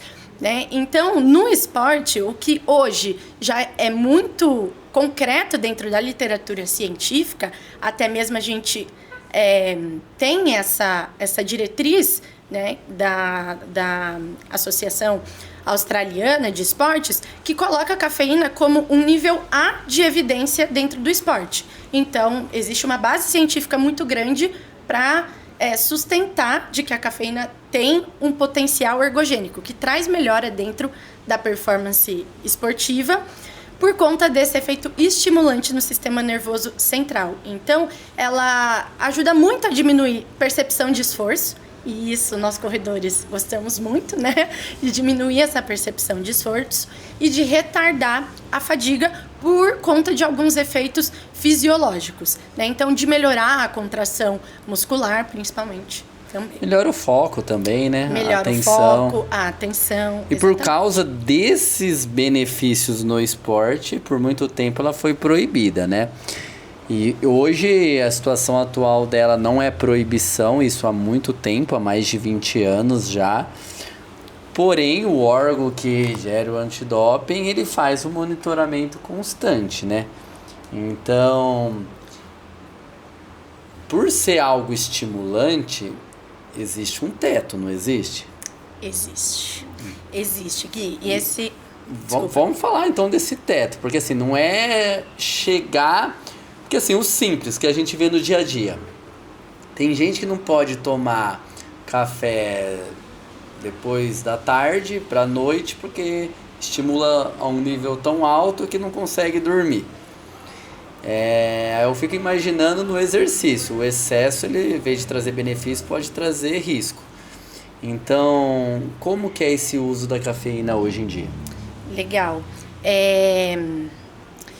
O uso da cafeína existe, sim, uma recomendação para dentro do esporte, né? Essa recomendação, ela é por miligramas por quilo de peso.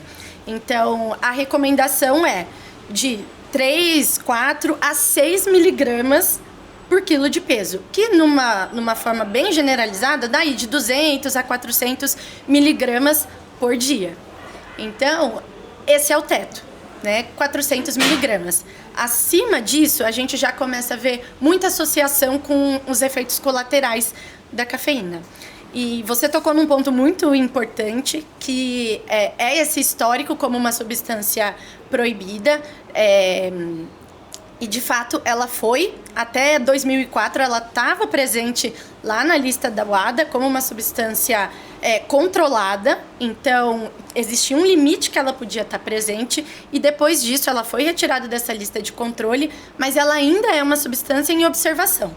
Então, existe um limite de concentração que os atletas são recomendados a permanecer, que fica em torno das 10 miligramas por quilo de peso. Então, veja, a gente já tem essa margem aí, que o teto das recomendações são 6 miligramas, mas que o sugerido aí pela WADA, que é o órgão que gerencia o controle de antidopagem, são 10 miligramas. Então, um atleta de 70 quilos são 700 miligramas por dia. É bastante coisa. Bastante. É bastante coisa. E aí, claro, a cafeína, os efeitos tanto benéficos quanto efeitos colaterais, eles são muito individuais. E isso, de forma prática, a gente consegue observar, né? Tem atleta que fala, nossa, eu sou muito sensível à cafeína. Eu tomo um café pela manhã antes do treino e para mim já é suficiente. Se eu tomo 2, um depois do almoço, eu já não consigo nem dormir. E também tem o contrário, né? Aquele atleta que toma 5 cafés no dia, antes de dormir tá tomando café e não deita e dorme. Nada. Isso acontece, por quê? Principalmente por uma questão genética. Tem pessoas que têm um gene que a gente diz muito que é um gene de metabolizador rápido, que são aquelas pessoas que não têm o efeito prolongado da cafeína, que pode tomar um café e dormir, e tem os metabolizadores lentos, que passam horas e horas metabolizando essa cafeína. E tem a ver também com a adaptação à cafeína? Por exemplo, aquele paciente, aquele atleta, aquele indivíduo que por consumir muito diariamente, parou de fazer efeito? Ou faz com efeito menor? Tudo indica que não, né? E aí as pesquisas ainda são muito inconclusivas, mas o caminho que se percorre na ciência é de que não, que mesmo os consumidores habituais de café, quando tomam uma dose aguda dentro dessas 4, 6 miligramas, continuam tendo os efeitos benéficos aí dentro do esporte. Porque o que eu percebo, assim, é que, assim, existe gente viciada em cafeína. E, às vezes, não é que deixa de fazer efeito, mas quando deixa de tomar, parece que não consegue treinar. Não consegue ter motivação. Isso é ruim, não é? É ruim. Existe essa discussão dentro da ciência também, de que a cafeína ela tem um potencial viciante, dependente, e a literatura ela não sustenta esse argumento de que é uma substância viciante. Porém, quando as pessoas precisam, por algum motivo cessar o uso, muito se observa efeitos de abstinência, né? Dor de cabeça, irritabilidade. Inclusive, a maioria dos remédios de dor de cabeça é feito com cafeína. Exatamente, exatamente. Então, existe essa discussão dentro da ciência, mas o que se caminha é de que não é uma substância viciante. Se ninguém me patrocinar, nenhum suplemento de cafeína me patrocinar, eu acho nutelagem, viu? Ficar tomando essas coisas aí. Exato, tudo tem seu limite também, né? Mas enfim, a gente vê. Uma perguntinha que, não sendo no contexto da cafeína, mas existe outras substâncias que são estimulantes também naturais, né? Existem. Você poderia citar alguns exemplos? Existem, que não são derivadas de cafeína, a sua dúvida.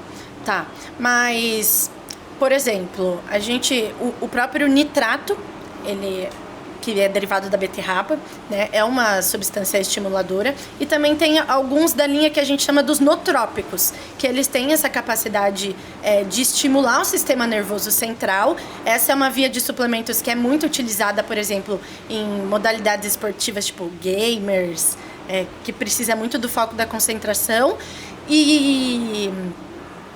Putz, que agora eu esqueci. Por exemplo, o guaraná é derivado da cafeína? O guaraná é derivado da cafeína, o gengibre, por exemplo, o cacau, né? A gente até fala muito que o chocolate traz um pouco. Os refrigerantes à base de cola, por exemplo, tem a presença da cafeína, para não falar nome de nenhuma marca, acho que deu para entender, né? Show. Isa, e assim, qualquer um pode sair tomando cafeína? Não, a cafeína não é para todos. Os efeitos, tanto de benefícios quanto de colaterais, são muito individuais, né? Justamente por conta desse fator genético que a gente conversou. E a gente vê que existe uma margem na dosagem também, né? Não é uma única dosagem exclusiva, assim como o carboidrato que a Thaís falou. Então, não é uma substância para todos. Existe, sim, alguns cuidados que a gente precisa ter com alguns públicos, né? Então, quem tem ansiedade, quem tem depressão, e isso a gente vê muito dentro do esporte de endurance, a cafeína é um estimulante que pode contribuir para a exacerbação desses sintomas. Ansiedade, depressão, para o aumento da frequência cardíaca, né? Então, a individualização é muito importante da dosagem e também do momento, né? Será que são todos os momentos que vão pedir esse momento estimulante? Será que num treino de rodagem leve a gente precisa colocar uma cafeína para te estimular? Ou a gente pode muito bem deixar para treinos específicos e provas específicas? Isso é bem legal, que no último congresso que eu participei, inclusive, teve mesa redonda com vários atletas profissionais, 2 pontos. Atletas de endurance que faz provas de endurance de muita longa duração, por exemplo, Ironman, eles tendem a extrapolar um pouquinho mais a quantidade de cafeína pelo tempo de duração de exercício. Então, não sei se tem alguma lógica, porque a recomendação é diária e talvez mais tempo fazendo exercício, a cafeína, sei lá, ela deve se diluir. Não sei se isso é real. Mas o que eu percebi que eles falaram é que eles, às vezes, prolongam um pouco mais a quantidade. Sim. E outro ponto é que eles trabalham nessa quantidade próximo de 10 mesmo, tá? Isso acontece muito, né, nos esportes de muito longa duração. Tem até estudos que mostram isso, mas esse uso de uma forma mais fracionada. Então, por exemplo, ao invés de usar 400 miligramas num momento pré, você fracionar essa quantidade durante a atividade. Por quê? Né? No endurance, são momentos que você precisa estar atento, focado o tempo inteiro. Né? Seja porque você está nadando no mar ou numa represa, um ambiente aberto, então te exige um nível maior de concentração. Seja porque você está pedalando numa rodovia, te exige foco, concentração. E claro, né, a gente sempre quer ter uma percepção de esforço mais baixa para conseguir dar o melhor do desempenho. Então, fracionar essa dose durante faz muito sentido. E a gente tem um estudo muito legal que testou exatamente isso, né? Então, foi um estudo randomizado. Então, as pessoas não sabiam o que elas estavam recebendo e foram separadas em 3 grupos. Então, o primeiro grupo, que não recebeu nada, eles receberam só placebo. O segundo grupo, que recebeu cafeína numa dosagem aí próximo 100, 110 miligramas no momento. Foi um estudo feito com triatlon. Foi uma prova short, mais curtinha. No momento antes da natação, eles receberam 100, 110 miligramas de cafeína e não receberam mais nada durante a prova. E teve um terceiro grupo que recebeu na largada da natação, 110 miligramas, e na transição da natação para bike. Receberam mais 110 miligramas. E os resultados foram que o grupo que recebeu as 200 miligramas de forma fracionada teve um efeito muito melhor do que o grupo que recebeu em um único momento. Isso foi relato prático aí dos últimos atletas, então eles já vêm fazendo isso. Inclusive eu tentei testar isso sábado, deu super certo. O problema é que eu não dormia depois. O pós. Então, entendeu? A gente eu tenta... sentia até ligadão. Não chegou a dar arritmia, mas... não conseguia descansar. Deitava e não conseguia descansar. E eu tô até... Eu sou um atleta que não uso cafeína no meu dia a dia. Não estar presente no meu dia a dia para nada. Sim. Inclusive, eu nem gosto de café. Eu nem tomo nem a fonte do café. Mas em treinos específicos e em prova eu utilizo. Sim. E para mim isso faz muita diferença. E o legal é isso, né, Gui? É testar antes do dia da prova, mas também a dosagem é muito individual. Então, por exemplo, você sabe dizer o total de cafeína que você consumiu? Eu acho que eu cheguei próximo, assim, de umas 600 miligramas. De umas 600 miligramas. Então, num próximo treino... Mas diluído em 7 horas de treino. Não tomei... Não foi de uma dose única, tomei, né? Cada gel que eu tomei tinha, em média, 150 gramas. Eu tomei uns 4 durante o treino. Tá.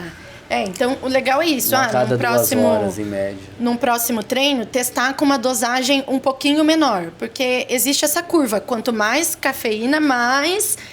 são os efeitos colaterais possíveis para quem é sensível à cafeína. Né? E falando desses efeitos colaterais, Isa, qual você vê os principais, assim? Chega a mexer no intestino também, não? Existe esse risco, e não só do intestino, mas todo o sistema gastrointestinal, né? Então, que mexe também no estômago. Principalmente se tomada em jejum, ela pode aumentar a produção ácida no estômago e trazer um pouco daquele refluxo, um pouco de náusea, mas no intestino também de estimular a contração intestinal. Então, se tem um bolo fecal ali prontinho para ser evacuado, pode se estimular sim essa contração e uma dor de barriga, uma diarreia em um momento inapropriado. Então, por isso que é importante testar antes. Mas também existem outros efeitos além desse sistema gastrointestinal. Então, é a própria taquicardia, né? Então, os batimentos mais acelerados, uma frequência cardíaca mais elevada, prejuízos no sono. Como você mesmo falou, a dificuldade de descansar foi muito grande. As pessoas sensíveis à cafeína costumam ter. E também, muitas vezes, não só... A pessoa pode não sentir que não está conseguindo dormir, mas dorme, porém a qualidade desse sono é pior. Então, a percepção de descanso é menor. Luiz, e quanto tempo essa cafeína, quando você joga no organismo, ela começa a fazer efeito? Legal, essa é boa. O pico de ação dela é entre 30 e 60 minutos. Né? Então, para ela estar ali no seu pico da curva. E aí, essa queda da curva ela é muito individual também, que ela pode variar aí de 3 horas até 6 horas. Então, tem gente que vai ter essa queda mais rápido e tem gente que vai demorar mais. E aí, a gente pode voltar naquele ponto de por que nos esportes de longa duração, usar outra dose é interessante, que é justamente para manter esse nível sempre acima. Também até o momento de usar, né? Se a gente usa quanto tempo antes de largar. Exato. Porque, eu quero ter um efeito logo no início da natação. Por exemplo, no triatlon. Então, eu preciso tomar pelo menos 30, 20 minutos antes. Isso. A gente sempre recomenda aí 15, 30 minutos antes da largada. Na corrida, a mesma coisa. Mas eu acho bem legal. Às vezes no triatlo, para quem não está acostumado com águas abertas, eu nem aconselho cafeína, porque isso aumenta a taquicardia, ele vai apavorar mais, não vai encaixar a respiração e não vai conseguir fluir na prova. Eu prefiro que ele consuma depois que ele largou. Perfeito, Gui. Esse é um ponto muito importante. E ainda mais também, não só em águas abertas, mas quando é uma prova-alvo, né? Que você treinou muito para aquilo, chega no dia, você já tá muito ansioso, já tá com todo aquele frio na barriga, o coração batendo forte. Colocar cafeína ali naquele momento pode não ser a melhor estratégia. Geralmente os pré-treino, né? Os pré-treino vem tudo à base de estimulante, né? Exato, é o principal efeito deles, né? Essas substâncias estimulantes. Eu não gosto de pré-treino, eu não uso nenhum, tá? Pra você ter ideia. Quando eu uso cafeína, eu uso durante a atividade, eu não uso no pré, não. E é muito difícil eu recomendar também pré-treino, muito difícil mesmo. E os famosos viciados em super coffee. Sem falar mal do super café, vai. Não vou falar mal, Eles não. têm a sua função. A foto bonita no Instagram com o A mixer. foto bonita no Instagram e não só do super coffee, mas os produtos, né, pré-treino à base de cafeína é uma forma legal para quem tá querendo testar, né? Porque, por exemplo, um café expresso, um café coado, a quantidade de cafeína a gente não consegue quantificar. Né? Já num produto pronto, a gente tem isso ali descrito. Então, é mais fácil de você saber. Com 100 eu fui bem. Com 200 miligramas já fui muito. Eu comecei a sentir esses efeitos colaterais. Entendeu. E, Isa, a cafeína pode prejudicar a performance também? A gente já sabe que ela ajuda. Ela pode ter o efeito contrário? Ela pode... justamente pelos efeitos colaterais, né? Então, é isso que a gente está falando. Dosagem. Uma pessoa que já tem uma ansiedade ali, tá numa prova onde fica mais ansiosa, a gente coloca uma cafeína ali numa dose moderada, até numa dose alta, pode dar uma pane no sistema aí, essa pessoa travar na prova. E para quem nunca usou, tá escutando nosso podcast aqui, vou testar a cafeína, e aí, Isa? O que você fala? Com segurança, o que você recomenda? Eu recomendo utilizar desses produtos prontos, seja bebida, suplemento, que você consiga quantificar, né? Para você saber exatamente a dose que você está tomando e avaliar. Eu tive efeito benéfico ou não foi legal os efeitos que eu tive nessa dosagem. Então, vou regredir, vou aumentar. Então, essa é a minha sugestão. E o início sempre com o mínimo, né? O início sempre com o mínimo. Eu acho uma dosagem super legal para se testar no início, 100 miligramas. E depois, se você se deu bem com 100 miligramas, progredir 150, 175, até 200. o teto, 400 ali, né? Aí avaliar, né? Se de fato existe a necessidade de subir. Se você achou ali, 200 miligramas, para mim foi super bem, eu treinei bem, para que subir? Se não necessariamente você subir vai te melhorar cada vez mais o desempenho. Isso, na verdade, não existe. Show, Isa. Bem legal esse papo de cafeína, de estimulante. Pra gente finalizar aqui, realmente precisa tomar em todos os treinos? Não precisa tomar todos os treinos, né? É isso que a gente estava falando. Se é um treino de baixa intensidade, para você só fazer a manutenção ali... Para que você vai colocar um estimulante? Curte ali o momento, um treino levezinho então, mesmo. legal é deixar mais para treinos estratégicos, ou competições, ou provas, que é onde vai exigir mais de você. Exato. E claro, né? Testar antes de prova. Legal. E a última perguntinha aqui, o uso contínuo de cafeína a longo prazo, existe algum estudo, alguma coisa que pode trazer algum problema à saúde ou não? Não.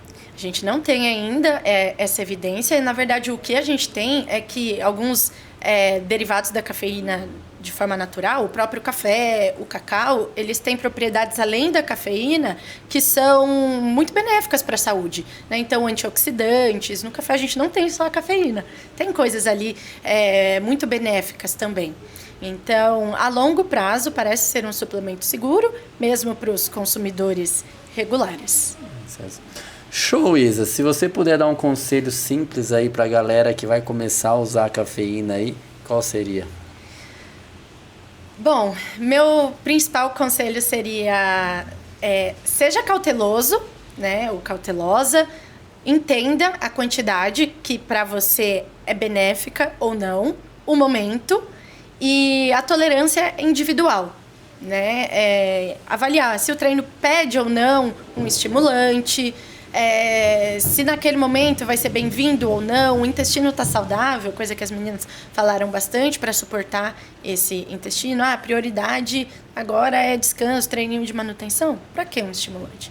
Mas acho que, acima disso, a cafeína não é o ponto principal da performance. Né? Existem muitos outros fatores que são mais importantes do que o próprio uso da cafeína. Uma boa noite de sono, uma boa alimentação, uma boa hidratação tudo e treino, né? Tudo volta dentro de um ciclo, né? Para o Exato. ciclo fechar, precisa estar tudo bem alinhadinho, né? Precisa tudo estar bem alinhadinho. E o que a gente precisa entender é que a cafeína não é a mágica do processo, né?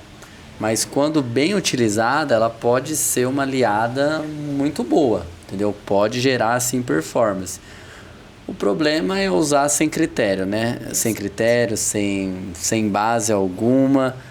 Aí aquele tiro que você pensa que pode ser legal, pode errar o alvo, né? Exato. Isa, tem mais alguma coisa que você gostaria de complementar sobre a cafeína? Bom, eu acho que é importante a gente trazer atenção para os suplementos que a gente está utilizando, né? Eu recebo muitos atletas que eles nem sabem se nos géis, se eles estão usando ou não estão usando cafeína.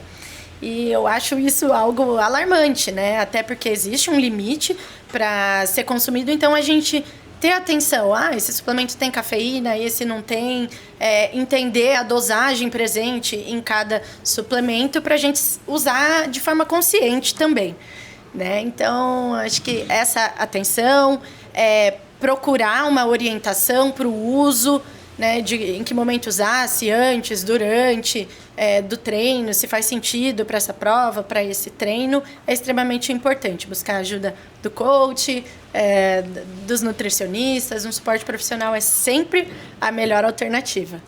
Show, Isa. Muito obrigado pela sua participação e também das meninas que contribuíram aqui com a gente. Foi animal, assim, esse bate-papo, foi muito esclarecedor. Então, quem não tem noção nenhuma de nutrição esportiva, principalmente no Endurance, vai sair daqui bem orientado. Basicamente, para a gente resumir tudo que a gente viveu aqui hoje, o carboidrato é aquele que vai te sustentar, tá bom? A hidratação é aquele que vai manter o sistema funcionando muito bem. E a cafeína é aquela que vai te potencializar aí, mais ou menos dentro de um resumão aqui, que faz sentido dentro do esporte, galera. E é isso. Isa, obrigado novamente. Muito feliz aqui de contar com você. E você que está assistindo ou que acabou de ouvir o nosso GraiCast, curte, comenta, compartilha, clica no sininho aí para vocês receberem as notificações.